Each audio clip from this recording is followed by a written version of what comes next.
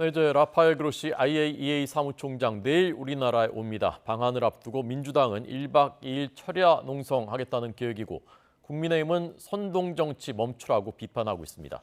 국회 취재하는 손효정 기자 나오십시오. 네, 국회입니다. 네, 이 문제 여야 움직임 오늘 어떻습니까? 네, 라파엘 그로시 IAEA 사무총장이 오염수 방류 관련 보고서 내용을 설명하기 위해 내일부터 한국을 찾는 가운데 더불어민주당은 당 차원의 총력 대응을 예고했습니다. 개별 의원들의 단식 투쟁에서 더 나아가 소속 의원들 전원이 오늘 저녁 국회에 모여 1박 2일 오염수 방류 저지 철야 농성에 나섭니다. 무제한 토론에서 정부 대응을 비판한 뒤 내일 아침에는 원외 지역위원장과 당직자 등이 총출동하는 오염수 투기 반대 촉구 결의대회도 열 예정인데요.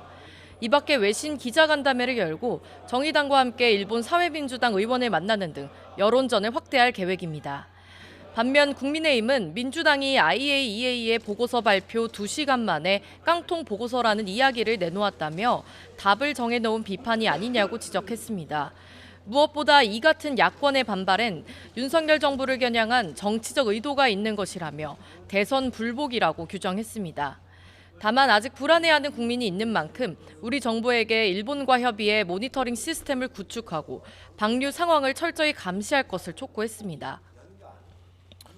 네, 알겠습니다. 자, 노동 정책을 놓고도 여야가 맞부딪히고 있다면서요?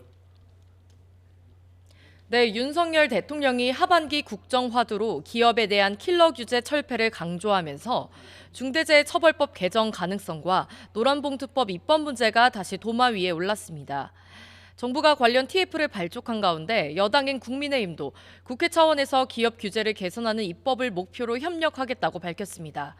국민의힘 김기현 대표는 오늘 아침 회의에서 민간 투자를 가로막는 킬러 규제를 하루빨리 걷어내야 한다며 특히 경제 성장 동력을 높이기 위해 규제공화국 오명을 벗어나야 한다고 말했습니다.